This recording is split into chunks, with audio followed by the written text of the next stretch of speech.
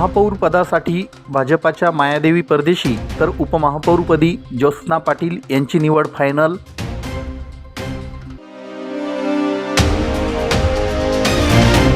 आग्रा रोडवरील शिवस्मारकाचं काम त्वरित सुरू करा, सकल मराठा समाजाने दिला आंदोलनाचा इशारा।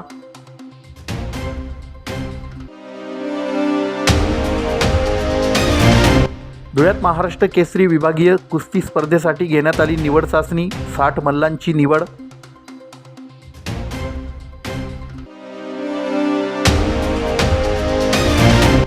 आणि संत शिरोमणी गुरु रविदास महाराज यांच्या जयंतीनिमित्त विविध धार्मिक व सांस्कृतिक कार्यक्रम संपन्न। धुळे महानगरपालिका निवडणुकीत 74 सदस्यांच्या सभागृहात तब्बल 50 जागा भारतीय जनता पक्षाने पटकावल्या आहेत। महापौर पदासाठी प्रचंड सस्पेन्स होता, त्यावरून आता पडदा दूर हटला आहे। भाजपाने मायादेवी परदेशी यांची उमेदवारी फायनल केली। आमदार अनुप अग्रवाल यांचे कट्टर समर्थक भाजपा युवा नेते विक्की परदेशी यांच्या मातोश्री तथा भाजपाच्या महिला मोर्चाच्या माजी जिल्हाध्यक्षा सौ मायादेवी महादेव परदेशी यांनी महापौर पदाच्या शर्यतीत बाजी मारली आहे। सौ मायादेवी परदेशी या महापौर होणार हे आता निश्चित झालंय। तर उपमहापौरपदी शिवसेनेच्या ठाकरे गटातून भाजपात दाखल झालेल्या सौ ज्योत्स्ना प्रफुल्ल पाटील यांना भाजपा पक्ष नेतृत्वाने संधी दिली आहे। उमेदवारी अर्ज दाखल करण्याच्या शेवटच्या दिवशी भाजपाकडून सौ मायादेवी परदेशी आणि ज्योत्स्ना पाटील यांची नावे महापौर आणि उपमहापौर पदासाठी निश्चित करण्यात आली। पक्ष आदेशानुसार या दोघा उमेदवारांनी महापौर उपमहापौर पदासाठी उमेदवारी अर्ज दाखल केले आहेत। विरोधकांकडे संख्याबळ नसल्यानं महापौर आणि उपमहापौर या दोन्ही पदांवर भाजपाचेच उमेदवार विजयी होतील। भाजपाने महापालिका निवडणुकीत हाफ सेंचुरी ठोकल्यानंतर महापौर पदासाठी लॉबिंग सुरू झाली। महापौर पद सर्वसाधारण महिला उमेदवारासाठी राखीव असल्यानं भाजपाकडून विजयी झालेल्या सर्वच्या सर्व 28 महिला या पदासाठी पात्र ठरत होत्या। भाजपाच्या विजयी नगरसेवकांच्या सत्काराच्या कार्यक्रमात आमदार अनुप अग्रवाल यांनी आपल्याकडे महापौर पदासाठी 28 उमेदवार आहेत, लॉबिंग करू नका असं सांगितलं होतं। त्याआधी महापौर पदासाठी 4 नावे प्रामुख्याने चर्चेत होती। त्यामध्ये धुळ्याच्या आता ज्या महापौर होत आहेत त्या मायादेवी परदेशी, भाजपा महिला आघाडीच्या प्रदेश उपाध्यक्षा तथा माजी महापौर सौ जयश्री अहिरराव, भाजपाचे प्रदेश चिटणीस डॉक्टर सुशील महाजन यांच्या पत्नी नगरसेविका सौ निशा महाजन, तसेच निवडणुकीच्या तोंडावर शरद पवारांच्या राष्ट्रवादीतून भाजपात दाखल झालेल्या माजी महापौर सौ कल्पना महाले यांची नावे महापौर पदासाठी चर्चिली जात होती। महापौर पदासाठीच्या इच्छुक उमेदवारांची संख्या दिवसेंदिवस वाढत असल्यानं आणि आपल्या निकटच्या वरिष्ठ नेत्यांकडे लॉबिंग सुरू असल्याचं लक्षात आल्यानंतर आमदार अनुप अग्रवाल यांनी लॉबिंग करणाऱ्यांसह इच्छुकांचे कान टोचले। त्यानंतर महापौर पदासाठीच्या उमेदवारांच्या नावांच्या चर्चांना ब्रेक लागला। महापौर कोण होणार याची उत्सुकता धुळेकरांना लागली होती। धुळ्यावर मायाराज येणार हे आता निश्चित झालंय। भाजपाच्या पक्षश्रेष्ठींनी महापौर पदासाठी सौ मायादेवींना पसंती दिली। त्यानुसार दिनांक 2 फेब्रुवारी रोजी महापौर पदासाठी सौ मायादेवी परदेशी यांनी अर्ज दाखल केला। महापौर आणि उपमहापौर पदासाठी निवडणूक 6 फेब्रुवारीला होणार आहे। ही निवडणूक केवळ औपचारिकता राहणार आहे। दरम्यान भाजपाकडे बहुमत असल्याने त्यांनी आजच जल्लोष साजरा केलाय। उमेदवारांसह भाजपाच्या पदाधिकाऱ्यांनी एकमेकांना पेढे भरून तोंड गोड केलं। काय म्हणा आता आज भारतीय जनता पार्टीच्या वतीने महापौर उपमहापौर यांचं अर्ज भरण्यासाठी आम्ही या ठिकाणी आलेलो आहोत। आदरणीय मायादेवी परदेशी यांचं महापौर पदासाठी आणि ज्योत्स्ना प्रफुल्ल पाटील यांचं उपमहापौर पदासाठी या ठिकाणी आम्ही अर्ज भरण्यासाठी आलेलो आहे। आदरणीय महाराष्ट्राचे मुख्यमंत्री देवेंद्र भाऊ फडणवीस, प्रदेशाचे अध्यक्ष आदरणीय रवींद्रजी चव्हाण, उत्तर महाराष्ट्राचे आमचे नेते आदरणीय गिरीश भाऊ महाजन आणि आमचे नेते या जिल्ह्याचे पालकमंत्री आदरणीय जयकुमार भाऊ रावल, जिल्हा अध्यक्ष गजेंद्र शेकांपळकर आणि सर्वच पदाधिकारी नगरसेवक यांच्या समवेत आम्ही या ठिकाणी महापौर उपमहापौर पदाचा फॉर्म भारतीय जनता पार्टीच्या वतीने या ठिकाणी भरणार आहे। मला वाटतं का खात्री बोलायची गरजच नाही, 50 नगरसेवक जर बहुमताने आम्ही निवडून आलेलो आहोत। भारतीय जनता पार्टी एक शिस्तबद्ध पक्ष आहे। प्रदेश अध्यक्षांचा आदेश तो आमच्याला ऑलरेडी येऊन गेलेला आहे। त्या हिशोबाने विजय 100% भारतीय जनता पार्टीचा जो शिवसेनेला आजच शुभेच्छा देतो। शिवसेना आणि फारुख शाह या दोघांना खूप शुभेच्छा देतो. त्यांनी त्यांचा विरोधी पक्षनेता तर बसून दाखवावा. बाकी महापौरचं तर लई लांबची गोष्ट आहे. त्यांनी असंही म्हटलेलं आहे की एमआयने अर्ज घेतलेला आहे आणि मग माझ्या सांगण्यावरनं फारुख शाहने आणि शिवसेनेने माघारी घ्यावी. जर माझं एवढं चालत असेल, जर मी एवढा पॉवरफुल नेता असेल या शहराचा, तर कदाचित त्यांनी माझं हे पण ऐकलं पाहिजे. हा महापौर असतो, पक्षाचे जे आदेश येतील त्याप्रमाणे पुढची कारवाई होईल. परंतु काळजी करू नका, आमच्याकडचे इच्छुक सर्वांना न्याय आणि समान संधी मिळणार आहे. तिने ज्येष्ठ नगरसेविका म्हणून महादेवीचं नाव पुढे आलेले, काय म्हणाल? निश्चितच ताईंचं काम अतिशय चांगलं आहे. तसंच विक्कीचं संघटन देखील अतिशय मजबूत आहे. धुळे शहरात सर्वात मजबूत असं संघटन असल्या कारणाने त्यांना या पदाची जबाबदारी दिलेली आहे. यापुढे असा फोर भारतीय जनता पार्टीचा आपण व्हावं, याबाबत काही एकमत झालंय का? काय सर्वांचं याविषयी एकमत झालेलं आहे. प्रत्येकालाच न्याय कसा मिळेल अशा पद्धतीचं नियोजन आमचं ठरलेलं आहे. मी महाराष्ट्र न्यूज चॅनलच्या बातमीपत्रास लाईक, शेअर, सबस्क्राईब करा. सोबतच बेल आयकॉन प्रेस करायला विसरू नका. पाहत राहा मी महाराष्ट्र चॅनल. शिवजयंतीपूर्वी धुळे शहरातील आग्रा रोडवरील छत्रपती शिवाजी महाराज यांच्या जुन्या स्मारकाची साफसफाई, स्वच्छता करून व्यवस्था करावी आणि स्मारकाचं काम 8 दिवसात सुरू करावं. अन्यथा सकल मराठा समाज व शिवप्रेमींतर्फे ठिय्या आंदोलन करण्यात येईल आणि भविष्यातील आंदोलनाची दिशा ठरविली जाईल, असा इशारा सकल मराठा समाजातर्फे जिल्हाधिकारी आणि महापालिका आयुक्त यांना निवेदनाद्वारे देण्यात आला. तसेच या मागणीसाठी धुळे जिल्हाधिकारी कार्यालय आवारात निदर्शने करण्यात आली.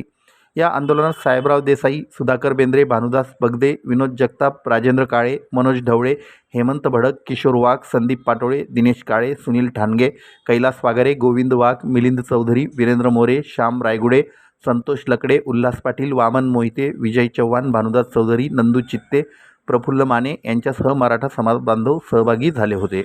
सकल मराठा समाजातर्फे तसेच धुळेकर जनतेच्या वतीने आम्ही येत्या 19 फेब्रुवारी होणाऱ्या शिवजन्मोत्सवानिमित्त छत्रपती शिवाजी महाराजांच्या पुतळ्या हा लवकरात लवकर झाला पाहिजे. तसेच या ठिकाणी जमलेली जी काय धूळ वगैरे आहे ती त्वरित शासनातर्फे काढावी आणि त्या ठिकाणी जे काम स्थगित झालेलं आहे किंवा त्याला न्यायालयीन स्थगिती आहे ती शासनाने त्वरित उठवून महाराजांच्या पूर्णकृती पुतळ्याचं काम 19 फेब्रुवारीच्या आत करावं, असं सकल मराठातर्फे आज मान्य जिल्हाधिकारी यांना निवेदन देण्यात आलं आहे. आणि धुळेकरांच्या एक अस्मितेचं ते ठिकाण असल्यामुळे ठिकठिकाणी त्याचा उद्रेक होणार नाही किंवा समाजामध्ये त्याचा चुकीचा मेसेज जाणार नाही, याकरिता शासनाने त्या ठिकाणी स्वच्छता करावी आणि 19 फेब्रुवारीच्या आत छत्रपती शिवाजी महाराजांचं स्मारक लवकरात लवकर करावे अशी विनंती आम्ही प्रशासनाला केलेली आहे. तरी प्रशासनाने याबाबत त्वरित निर्णय घेऊन सदरचे स्मारकाबाबतीत पटकन स्वच्छता करून येत्या 19 फेब्रुवारी रोजी होणाऱ्या शिवजन्मोत्सवाकरिता महाराजांच्या पुतळ्याची लवकरात लवकर दुरुस्ती व्हावी. मी महाराष्ट्र न्यूज चॅनलच्या बातमीपत्रास लाईक, शेअर, सबस्क्राईब करा. सोबतच बेल आयकॉन प्रेस करायला विसरू नका. पाहत राहा मी महाराष्ट्र चॅनल. धुळे शहरातील जवाहरलाल नेहरू स्टेडियम येथे दिनांक 29 ते 31 जानेवारी दरम्यान महाराष्ट्र केसरी कुस्ती स्पर्धेच्या निवड चाचण्या पार पडल्या.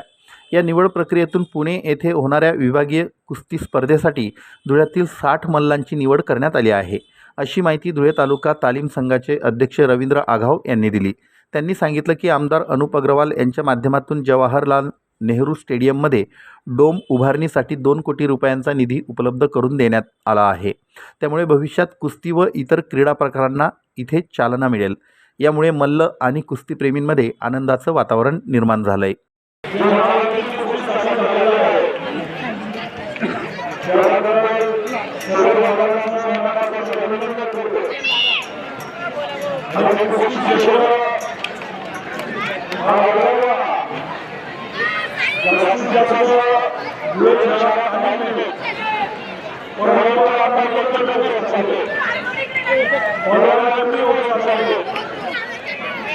त्यांना प्रोत्साहन देण्यासाठी आपण लवकरच नवनवीन गोष्टी स्पर्धा करणार आहोत. तसंच या केंद्राचं 2 कोटीचं काम सुद्धा आपण मंजूर केलं. या मैदानाला या ठिकाणी आपण 2 कोटीचं मोठं बोर्ड याचं काम 2-3 दिवसाच्या ठिकाणी आपण चालू करत आहोत. जेणेकरून पावसाळ्याच्या दिवसात आपल्याला या ठिकाणी केंद्र येईल आणि पूर्ण नगरात हा या ठिकाणी जोडले झालेला असेल आणि केंद्राचे आपल्याला या दिवसाच्या बोर्ड केंद्राचे आणि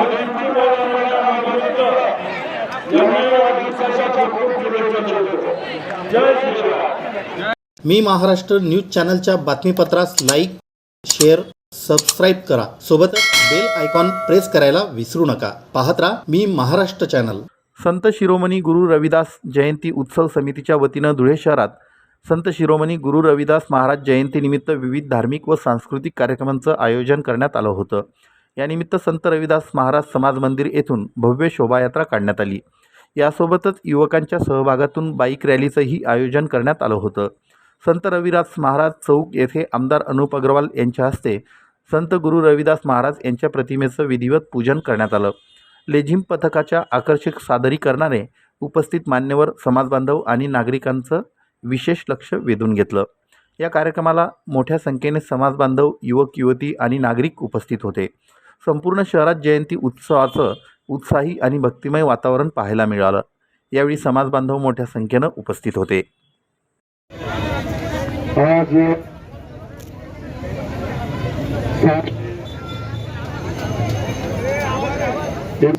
निमित्त संत शिरोमणी गुरु रविदास महाराज यांच्या चरणी वंदन करतो आणि आत्ताच एक निवेदन प्राप्त तारा रोडच्या कमानीला नाव देण्यासाठीचं. त्या ठिकाणी भरपूर निवेदनं आले, कदाचित मला वाटतं काही ठराविक झालेले असतील, तरी सगळ्या बाबी तपासून त्या ठिकाणी आपण नक्कीच संतांचं नाव त्या ठिकाणी द्यायचा प्रयत्न करू. आणि ऑलरेडी आपण नदीकाठी जे गार्डन आहे त्या गार्डनला सुद्धा आपण त्या ठिकाणी संतांचं नाव दिलेलं आहे आणि अतिशय चांगलं एखादं चौक संतांच्या नावाने सुशोभित करण्याचा आपण प्रयत्नही त्या ठिकाणी करू. आणि पुन्हा धुळेकर नागरिकांना संत रविदास महाराज यांच्या जयंतीनिमित्त खूप खूप शुभेच्छा देतो. मी महाराष्ट्र न्यूज चॅनलच्या बातमीपत्रास लाईक, शेअर, सबस्क्राईब करा. सोबतच बेल आयकॉन प्रेस करायला विसरू नका. पाहत राहा मी महाराष्ट्र चॅनल.